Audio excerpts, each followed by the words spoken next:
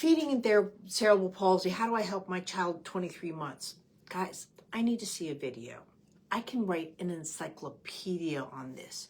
This is where we get specific with our children. Okay, where does it start? First of all, we have to look at stabilizing a child. Any child that is issuing for breath will present that over a swallow. So when you have an NG tube still at 23 months, the system can't handle it.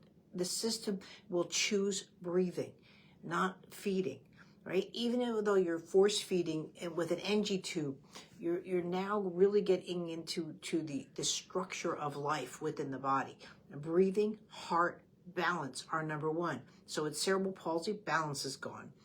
Heart, cardiac implications get extremely initiated because of the lack of balance. Just like for adults aging, you're on heart medication past the age of 40, yeah, you better improve your balance because your gait's deteriorating. It's the same thing. That's what affects our heart functions is balance. So it's really almost the same.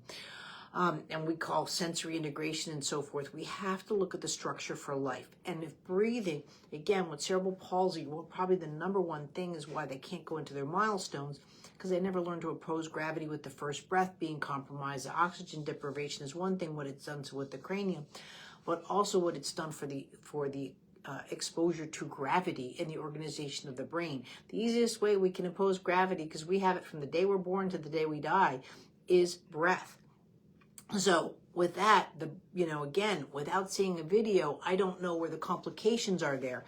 And so the first thing you really need to do is the breathing assessment and start working with the breathing course. It's free. It will always be free to all my clients. I thought COVID was going to be horrible. And so I immediately, the first courses I ever did was the breathing course for children, and I have one for adults. Now we're getting into the palate area. Are you on seizure medication, especially Keppra? Keppra swells the gums tremendously. It's one of its biggest side effects. So you get Keppra mouth. And when, like you and I, we have a nice arch, you'll start to see the gums swell, lack of teeth eruption, it goes in there. Again, I don't know what's going on with your child because I haven't seen videos. Was your child intubated?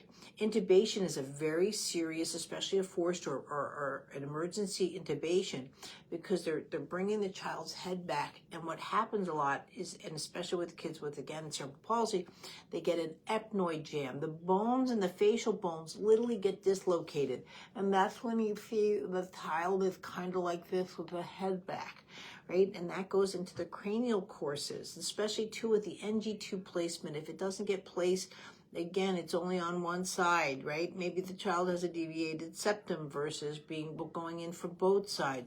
The tegaderm placement on the mouth, right? And this is what causes all of these tongue and mouth functions. If respiratory went in, cannulation goes around after intubation and goes here. Now you're affecting the hyoid bone.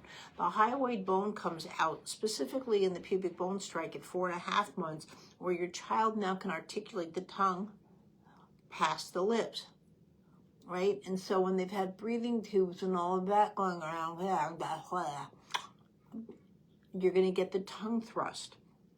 So NG tube placement is one thing. I understand why people do it. My worst parental experience, I didn't G-tube Graham. It's my biggest regret. Yeah, he eats, he lives, right? He lives off of chicken tenders and pizzas. He's finally measured up to homemade chicken where he can do like a chicken quesadilla, and he eats tons of them. Never ate a vegetable in his life past when he got sick. Before he got sick, he ate everything. I was like, phew, because his other brother had eating disorders. So this one, I was like, oh, thank goodness I can feed him anything. Well, until he got sick, I lost everything. I lost everything with both boys for the longest time.